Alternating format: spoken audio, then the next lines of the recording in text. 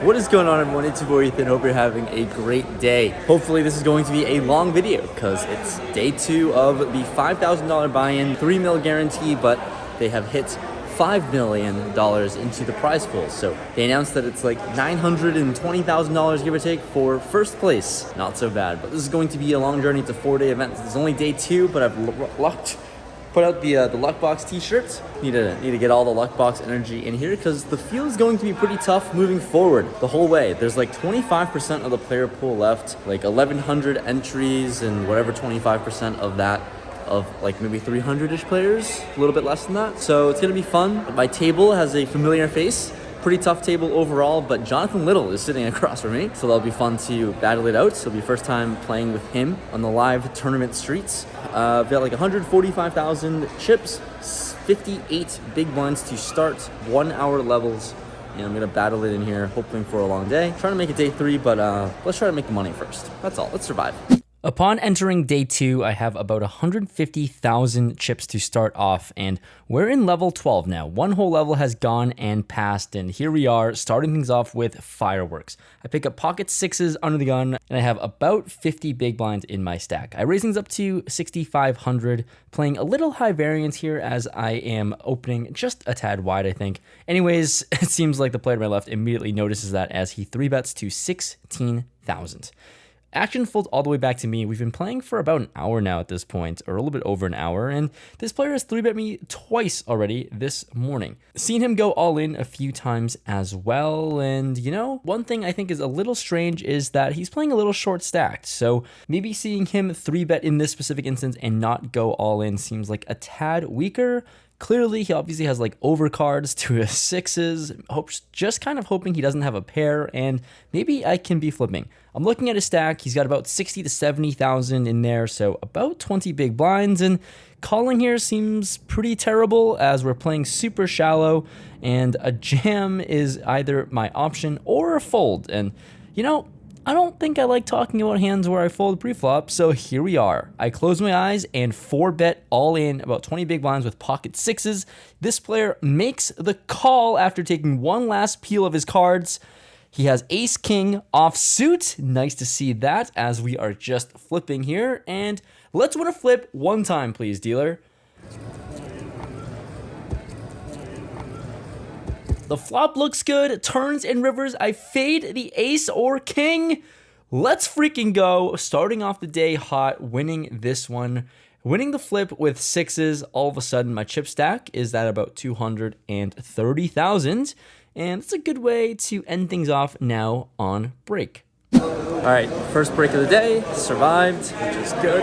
Really swingy 2 levels, 2 hours of play. I have like 200,000. There's 100 and... I just showed the thing. There's like 200 players left or something like that. 120 need a bust to make the money. Maybe we'll hit it by the next 2 levels. Maybe I'll be part of the casualties. We'll see. But things are going smoothly. Nice to win a flip finally. So yeah, I'm gonna hang out for 15 minutes and go back to play. After the break, we get back into the streets and battle it out. Level 13 now, and I pick up pocket 8s. Action starts with the low jack player. He looks like a tight recreational, raises it up to 10,000. I've only seen him show down premiums when he gets raised. So for this specific instance in the small blind, I decided to just make the call. Didn't want to take the aggressive route and 3-bet or go all in or do anything crazy. But now, surprisingly, the big blind left to act after I call wakes up and 3-bets himself to 53,000. The low jack surprisingly folds. I guess he didn't have anything too strong here. And now onto me in a pretty tricky spot with 8s. I think if I just make the call here and play this hand out of position, just seems like a logistical nightmare. Don't want to double call and be out of position here in a 3-bet pot against what I would assume to be a pretty strong range. And pocket 8s just, you know, seems like a sin to fold this pre-flop. So that leaves for one option, right? I decide to go all in and put my tournament life at risk, and he snap calls. Oh dear, he has a good hand, doesn't he? He shows pocket kings. So at an 80-20% deficit, tournament life is at risk, and we see a flop which comes 7-6-5. Oh my god, I am actually kind of alive right now. Turn Bink 4, ship it. I find the disgusting suck out with pocket 8s. Honestly, you can't win tournaments without sucking out once or twice, so thank God that this hand went my way. Pretty disgusting beat for Pocket Kings, to be honest, and you know what? This summer, I've lost a lot of my all-ins, and this one, I'm pretty happy with being able to suck out and win. All of a sudden, just like that, with 2 small pairs, I have doubled up, and my chip stack is at over 400,000. Shout out to the dealer for this timing. I would like to thank my friends, family, for letting me be in this position to suck out on this player. Gotta love it. I'm feeling good now. Moving on to level 14, there are 189 players left and 134 make the money. I've got close to 500,000 in my stack in this hand, and I pick up Queen 9 of diamonds in the big blind. Action folds to the small blind player who has a huge stack. He covers the table and raises it up to 22,000. I decide to defend here, obviously with a very playable hand, definitely not folding, and I'm in position. So going to a flop of 10, 5, 6, 2 spades, and a diamond. The small blind player decides on a check at this point, and I think I have a pretty good combo to bluff. I have a backdoor flush draw, I have a backdoor straight draw, I have an overcard, so some stuff that I can just get some immediate folds would be nice. I bet out 18,000 here, and for 18,000, my opponent calls. All right, sitting with queen high, the turn is the jack of hearts, which is pretty nice. Improved to open-ended now. So when this player checks it over to me, I've got to assume queen high is no good here, and I decide on taking just the free card and checking back. Now, going to the river, which comes a brick deuce, but not so bricky as the spade draw does get there.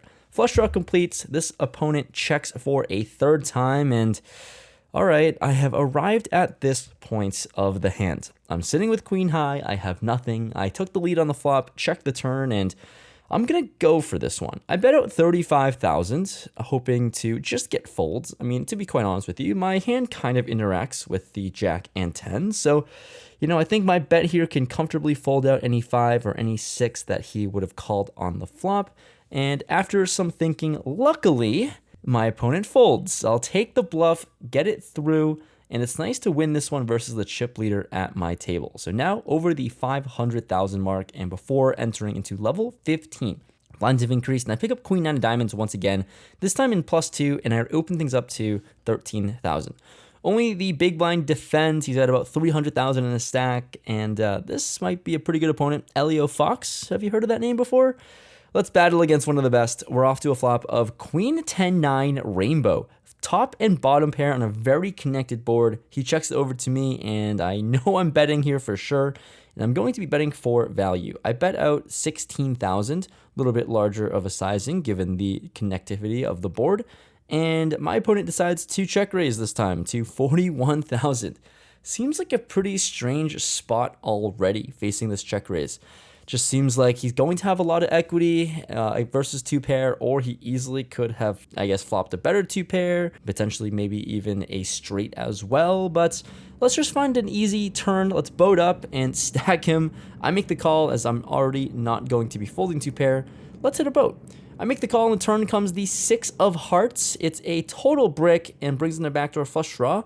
And my opponent decides to continue betting, and it's definitely not a comfortable spot when he throws out 70,000 into the middle. All right, let's think about this spot. I beat some hands here that he could certainly be playing this way. 10-9 is the other 2-pair combo I beat. I beat a lot of pair plus draw hands, queen jack, jack 10, jack 9 potentially, just starting to turn his hand into a bluff. So, like I said, one more time, dealer. I want to make my life as easy and simple as possible. Just give me a full house. Give me a queen or 9, please. I'm never folding 2-pair here just yet. I make the call. And the river is the jack of clubs. Okay. That's not great. 4-liner out there. Any 8 or king makes a straight. Granted, there aren't too many hands that I should lose to given this line. Doesn't have too many naked king or 8x here that I wasn't already losing to on the flop. So here we are. Maybe he has 2-pair, and I don't know, maybe I have pocket kings that I could play this way that has a straight now. Anyways, my opponent takes his time and ends up checking. Thank God he's checked. I snap check it back, and he shows me the jack 8 of hearts. He flopped it, flopped the straight, and I run into a brick wall here. I chip down and lose a pretty decent chunk of a pot against one of the better players at the table. So I chipped down to about 380,000, and now at this stage of the tournament, there's 141 players left, 2 left to make the money, and very quickly it gets announced that we are officially in the money. 2 players got knocked out simultaneously. We didn't even have to play any hand for hand, and just like that, we're in the money on 2 bullets here. Time to spin this tournament up. Once we're in the money, let's battle hard here. I have just under 400,000 in my stack, and I pick up 10-9 offsuit in the big blind. Low jack player who's a solid pro opens it up to 16,000, folds back to me, and I have a very defendable hand, so I make the call. I have a note that this opponent covers me, so we're gonna go to a flop which comes Jack 4-5 rainbow. I start off with a check. I totally whiff, but she ends up checking this one back, going to a turn which comes a board pairing 4. Overall, pretty good card for me and my range. Do I think I need to bluff this combo of 10-9? Pretty unsure about this, but you know, I'm gonna push the limit a little bit here. Screw it, I'm gonna go and bluff out, and I fire out a bet of 32,000. Here, facing this big bet, I expect to get a lot of folds from ace high, king high, queen high, and, well, she ends up making the call. Interesting. Maybe she could play with some traps, like overpairs or pocket pairs under her jack. Time to find out when the river comes at 10. Nice. Well, now I've rivered a pair, second pair. Don't expect her to play a jack too often like this, but now I beat hands like pocket 6s up to pocket 9s. And the decision point here would be to either check or bet for value. And I decided on the value option. Seems pretty credible to have a good hand here, or the best hand here a lot of the time. And I decided to bet out 45,000, switching from bluffing on the turn to value betting on the river here. And this opponent thinks for a long time. Looks like I put it into the tank. And after some deliberation, she ends up making the call. And just like that, I show and win. Looks like I had the best hand on the river. Definitely did not have the best hand on the turn, but sometimes that happens. You just start bluffing until you get there on the river, and then you just bet for value, and here we are. Thank you to the dealer for dealing me this river, and now we are on to dinner break. Little mid-session update. We are on a dinner break. It is now over, or ending in like a few minutes. So nearing the end of this little break here, nice to make the money, and in my opinion, this is kind of when like the real tournament starts, is when you're in the money. There's like 120 players ish left. The pay jumps don't matter too significantly because like top 70 make $10,000, which means they double the amount that they put in. Anyways, there's no like ICM or whatever, but the tournament officially starts now. The grind to make it to the final table and then win it would be nice. $900,000 up top. I've locked up like $8,000 so far. I'm in for 2 bullets, by the way, so in for 2 bullets of 5,000 each. That's all. Let's try to run this one up. Let's get back in there. There's 4 more hours left of play to the end of today, so let's just survive. Right after dinner break, at the start of this level, I pick up pocket queens. What a warm sight to see right after getting a nice meal. There's a +1 player who raises to 27,000, which is a pretty big raise given the blind levels so far. Anyways, action folds to me in the low jack, and yeah, I'm going to 3-bet this one. I 3-bet to 75,000, hoping to isolate. Action folds around to the +1 player. He has about 180,000 in his stack, 18 big blinds, and I am so in there. I make the call after his all in, and he shows pocket aces. Cooler to start the day until we see the flop. Not so fast. Queen Bink City. Wow. I was just about to complain. About how bad I run. But then the dealer says, no, Ethan, take the suck out. You win. Queens are going to stack aces in a pretty brutal spot. And just like that, I have over 600,000 chips in front of me, steamrolling through the day so far. Before picking up this next hand, king jack offsuit and +1, I raised it up to 20,000, get the short stack player on the button to make the call, and the big blind calls. 3 ways to a flop, which comes king jack 4, 2 diamonds. What a sick flop here. Action checks to me, and I check a lot multi-way, and this time sitting with top 2 is no different. Action checks around, sadly though, so no action on this turn until it comes the 9 of clubs. Big blind decides to take the betting lead now and bets 25,000. Overall, I'm thinking I have way too strong of a hand, and I think this bet is way too small given the strength, given how many draws can be out there, and now I guess I also beat Jack 9, which would be pretty cool.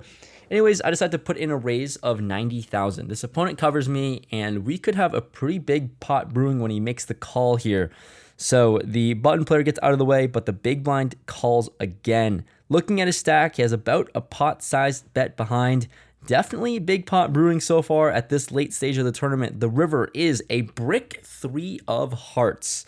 He checks now after my raise, and here we are. It's kind of unclear how much he has in front of his stack because he stacked them in random increments of like 35 chips. He has just towers of chips in front of him, so I'm not really sure what he has, but I think he has around the size of the pot, and I'm going to go for it all.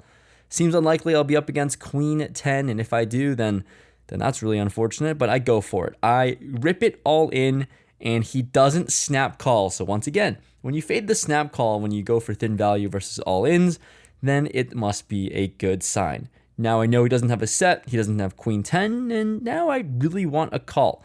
If he ends up making the call, I win, then I will literally have mountains and piles of chips. But I'm not going to save you all that time that he spent thinking. He ends up actually folding, which is pretty sad, but you know, can't be too upset as a massive pot gets pushed my way. And here's the interesting story after the fact. After the hand, I talk it over with my opponent Raul, who watches the channel, and he actually ends up saying he had 400,000 on the river. So I clearly suck at counting chips and estimating how much chip stacks are worth. And you know what's even crazier than that? That's not even all. He said he also had King Jack. So somehow by happenstance, I actually get to fold out a chop with my mistake of going all in for way too much. So if that was the case, then I guess it's a huge win for me. Instead of chopping the pot, I end up winning the whole thing. After that hand, I chip up a little bit in some spots. I have almost 1 million chips now entering level 18. Blinds have increased, and I pick up ace-10 offsuit in the big blind. Action starts with the cutoff, raising it up to 25,000. He looks like he has about 500,000 in a stack or so. Anyways, action folds to me here in the big blind, and with ace-10 offsuit, I think I have all options at bay right now. I could 3-bet, I could jam, I could call, I think, and honestly, I think jamming might be a little bit too big, especially versus this opponent, so I decided on the passive route here in the spot to just make the call, and we're going to a flop of Jack 7 deuce 2 clubs. Action's going to go check here, not a whole lot going on this flop, but the turn comes the King of Hearts.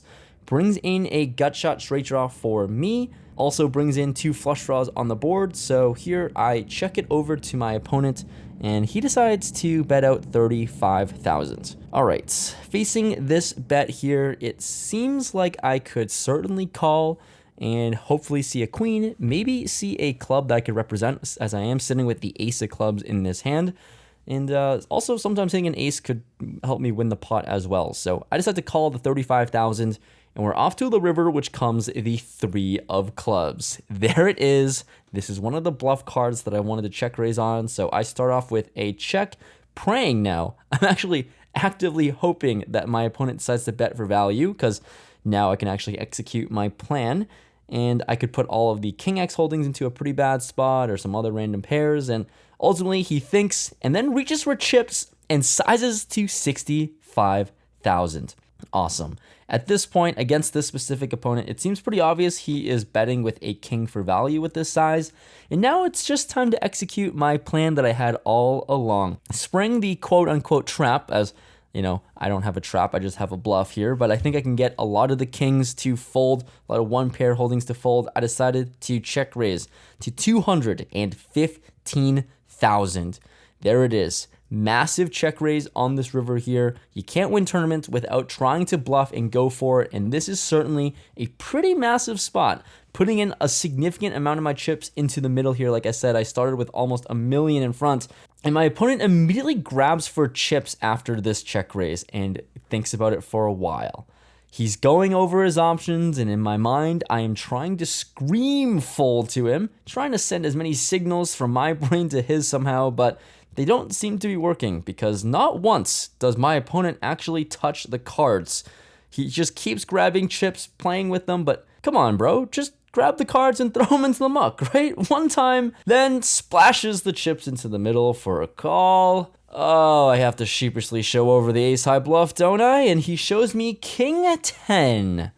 What the hell, bro? You don't have to call with King 10. but he does make the right one. This one stung a lot. Seemed like I had a good grasp on the situation, but my opponent did not want to fold his top pair, and now my stack is down to about 600,000, and things aren't going great anymore. Fuck. We're on break. Last break of the day. 2 more levels left. 2 more hours left to play. I was peaking. I almost hit 1 million chips. So close to 1 million. And then this fucking bluff. Somehow King 10 off finds a fucking call. 2 more hours of play. I have like under 600,000. Blinds are going up, which will be about 40 big blinds. 2 more hours. Entering one of the last levels of the night, level 19. Got a rebound here, blinds have increased, and I pick up aces, so no better way to rebound than with aces, right? I'm in the low jack and raise it up to 30,000 with this sexy hand, and looks like everyone thinks their hands are sexy too, because the cutoff, small blind, and big blind calls. So don't you just love taking aces 4 ways? Let's go to a flop of queen, deuce, deuce. So overall, pretty safe flop. Anyways, action checks to me, and because it's multi-way, I like to check a lot of the time. I check it over to the cutoff, who bets out 55,000. And quickly, action folds to me, and I don't think I need a check raise here on this board. It seems like he's going to be betting with a lot of his hands, and I want to keep all the bluffs in there. So I make the call, and we're going to a turn which comes the 5 of hearts. Brings in a backdoor flush draw, and obviously still comfortable with my hand, hoping he blasts again when I check, but he does not take the bait. He ends up checking back. Now to the river, which comes an inconsequential 9.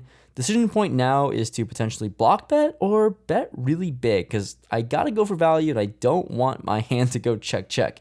Seems like there's merit to both putting a small or big bet in there, and ultimately I end up just betting small. Betting small maybe would induce a raise as a bluff, but I throw out 50,000 in the middle and he snap calls the 50,000. Damn it. That can't be great. I show my aces and I win. And when I say it can't be great, it means that he might have been able to call a much bigger bet given how quickly he called 50,000.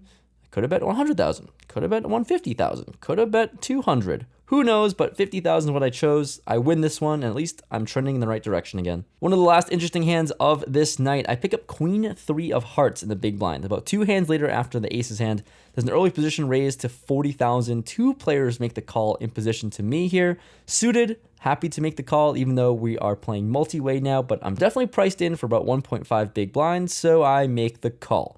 Now going to a flop of 5 deuce deuce 2 hearts. Oh baby. Pretty sweet flop for me. Flush draw, backdoor straight draws, early position c-bets 40,000, and the field quickly folds over to me. Obviously, given this small bet, I'm given a really great price to call and continue and hopefully just spike a heart and win. But what I think is probably better is to potentially just check raise here. I can win a lot of the time. My opponent's going to whiff this board a lot of the time as well. So I decided to do that. I check raised to 155,000, thinking that if I get 3-bet jammed into, it would be super rough. But I do think that if he has a lot of air, then he just folds right there, and I take it down with queen high, which is never a bad situation. Anyways, well, he does exactly what I hate. He decides to go all in. My opponent covers me. I have about 570,000 in my stack, and this is a disaster. In big blind terms, it seems like a spot where I should be committing stacks, to be quite honest with you, but there's a chance I might be up against a bigger flush draw and I could be dead. But anyways, I go deep into the tank. Do I really want to gamble my tournament life on this queen high flush draw? Granted, I think a queen might be a safe out to hit, potentially, but ultimately I think about this question and decision point over, and I just say no. And fold after one of the longest times I've ever actually thought about a decision before, because I think when I take this route of check raising with my draw, I just have to commit to this line and live or die by the sword. But ultimately, I end up just folding, and my opponent shows ace jack offsuit with the ace of hearts. And shout out to Martin here. Another spot getting completely wrecked here, but against a very capable opponent. After that hand, we finish out level 20. It was the last level of the day, and I actually end up bagging a good amount, winning a few pots near the end of the day, the last level. Nothing super noteworthy, but I ended up bagging up, getting some rest, getting some shut-eye for a few hours before showing up for day 3. the very next day. Entering day 3 now, there are 47 players left, locked up $18,000 in cash, and here we are. I have a $700,000 in front, 28 big blinds in the dream, and on my table, there's already an all-in to start the day. Ace Queen versus Ace Jack, and rooting for Ace Queen, which ends up doubling up, and Ace Jack is knocked out. All of a sudden, hit a page up with 44 players left. Let's get involved here. This first hand of day 3, I pick up Ace King offsuit in the cutoff. First hand I'm going to play today, action folds to me, and I see a premium. I raise it up to 55,000. There's 2 short stacks left behind and ends up folding. All right, not a huge hand, but it's really nice to win the blinds at this stage of the tournament. Running pretty deep here, and this next hand, let's get crazy. I chip down after the blinds, but here I'm in the small blind. Action folds to the button. He decides to open shove, covers me, and I peel pocket kings. Let's go. You know, there's no way I'm folding in this. I snap call for my tournament in life as my opponent covers me. He shows ace 4 of clubs, and let's go to the run out.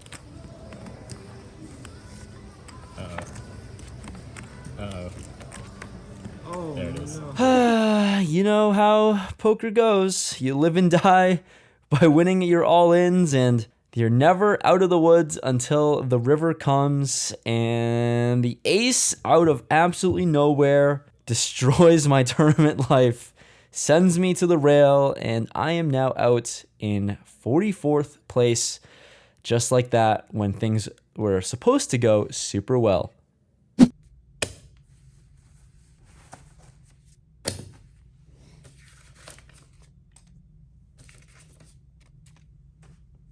Nice. So close. So freaking close to the river to find a full double up and actually run deep in this thing. It sucks. Yeah. Fuck, man. In for 2 bullets of 5,300, out for $20,025. Have you ever seen someone look so unhappy and distraught after winning 10,000? That's what tournaments do to you. All the money's up top. The only way to be profitable when playing tournaments long term is not by doing what I just did, by busting in 40th place or whatever, and like almost 4xing a tournament buy-in. It's so hard to make it that deep to begin with, and it's so hard. Like it takes so long, and it's so infrequent to run that deep. 40-ish players out of 1,100 player field, and all the money's up top. And that was a very unfortunate way to go out. Nice hand to Martin Zamani, but that's it. I wanted this to be a full video in and of itself, but I probably will be combining the 2 things together. But thank you so much for watching this video. Hope you all have a great day. I'll just go to the pool. At least there's always a pool in Florida. I'll see you guys next time. Peace.